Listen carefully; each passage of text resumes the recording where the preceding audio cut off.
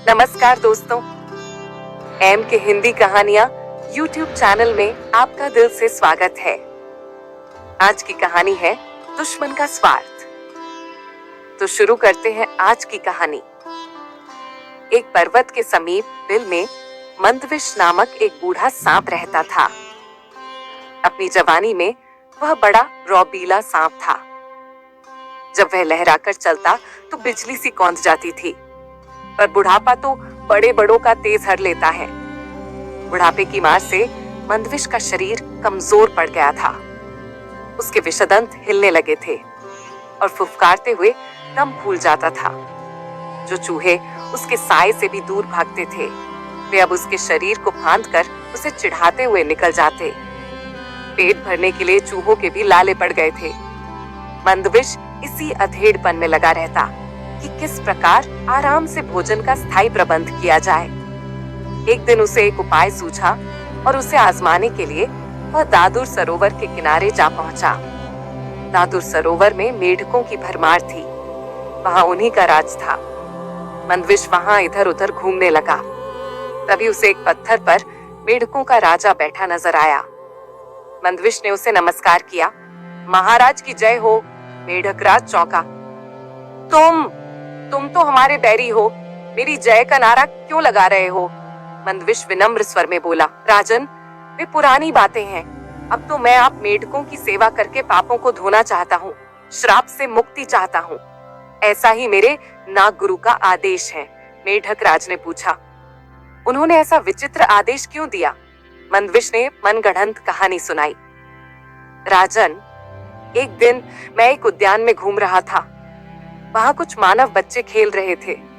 गलती से एक बच्चे का पैर मुझ पर पड़ गया और बचाव स्वभाववश मैंने उसे काटा और वह बच्चा मर गया।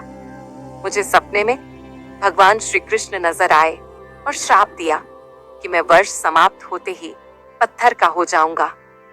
मेरे गुरुदेव ने कहा कि बालक की मृत्यु का कारण बन मैंने कृष्ण जी को रुष्ट कर दिया है, क्योंकि बालक कृष्ण का ही रूप होते हैं। बहुत गिड़गिड़ाने पर गुरुजी ने श्राप मुक्ति का उपाय बताया। उपाय ये है कि मैं वर्ष के अंत तक मेढकों को पीठ पर बैठाकर सैर कराऊं। मंदविश की बात सुनकर मेढक राज चकित रह गया। सांप की पीठ पर सवारी करने का आज तक किस मेढक को श्रेय प्राप्त हुआ? उसने सोचा कि यह तो एक अनोखा काम होगा। मेढक राज सरोवर में कूद गया और सारे मेढकों को इकट्ठा कर मंदविश की बात सुनाई। सभी मेढक भौंचक्के रह गए। एक बूढ़ा मेढक बोला। मेढक, एक सर्प की सवारी करें, यह एक अद्भुत बात होगी। हम लोग संसार में सबसे श्रेष्ठ मेढक माने जाएंगे। एक सांप की पीठ पर बैठकर सैर करने के लालच ने सभी मेढकों की अक्ल पर पर्दा डाल दिया था। सभी ने हाँ में हाँ मिलाई। मेढक राज ने बाहर आकर मंदविश से कहा, सर्प, हम तुम्हारी सहायता करने के लिए तैयार हैं। बस फिर क्या था? 8-10 मेढक मंदविश की पीठ पर सवार हो गए और निकली सवारी। सबसे आगे राजा बैठा था। मंदविश ने इधर उधर सैर कराकर उन्हें सरोवर तट पर उतार दिया। मेढक मंदविश के कहने पर उसके सिर पर से होते हुए आगे उतरे। मंदविश सबसे पीछे वाले मेढक को गप्प खा गया। अब तो रोज यही क्रम चलने लगा। रोज मंदविश की पीठ पर मेढकों की सवारी निकलती और सबसे पीछे उतरने वाले को वह खा जाता। एक दिन एक दूसरे सर्प ने मंदविश को मेढकों के धोते देख लिया। बाद में उसने मंदविश को बहुत धिक्कारा। अरे क्यों, सर्प जाति की नाक कटवा रहा है? मंदविश ने उत्तर दिया, समय पड़ने पर नीति से काम लेना पड़ता है। अच्छे बुरे का मेरे सामने सवाल नहीं है। कहते हैं कि मुसीबत के समय गधे को भी बाप बनाना पड़े तो बनाओ। मंदविश के दिन मजे से कटने लगे।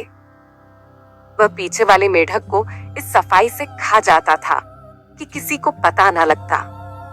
मेढक अपनी गिनती करना तो जानते नहीं थे, जो गिनती द्वारा माजरा समझ लेते। एक दिन मेढक राज बोला, मुझे ऐसा लग रहा है कि सरोवर में मेढक पहले से कम हो गए हैं। पता नहीं क्या बात है। मंदविश ने कहा, हे राजन, सर्प की सवारी करने वाले महान मेढक राजा के रूप में आपकी ख्याति दूर दूर तक पहुंच रही है। यहाँ के बहुत से मेढक आपका यश फैलाने दूसरे सरोवरों, तलों व झीलों में जा रहे हैं। मेढक राज की गर्व से छाती फूल गई। अब उसे सरोवर में मेढकों के कम होने का भी गम नहीं था। जितने मेढक कम होते जाते, वह यह सोचकर उतना ही प्रसन्न होता कि सारे संसार में उसका झंडा गड़ रहा है। आखिर वह दिन भी आया जब सारे मेढक समाप्त हो गए। केवल मेढक राज अकेला रह गया। उसने स्वयं को अकेले मंदविश की पीठ पर बैठा पाया तो उसने मंदविश से पूछा, लगता है सरोवर में मैं अकेला रह गया हूं। मैं अकेला कैसे रहूंगा? मंदविश मुस्कुराया। राजन, आप चिंता न करें, मैं आपका अकेलापन भी दूर कर दूंगा। ऐसा कहते हुए मंदविश ने मेढक राज को भी कब्र से निगल लिया और वहीं भेजा जहां सरोवर के सारे मेढक पहुंचा दिए गए थे। सीखा, शत्रु की बातों पर विश्वास करना अपनी मौत को दावत देना है। आपको यह कहानी कैसी लगी? कमेंट सेक्शन में जरूर बताइएगा। अगर वीडियो अच्छी लगी हो तो वीडियो को लाइक करें और चैनल को सब्सक्राइब जरूर कीजिएगा।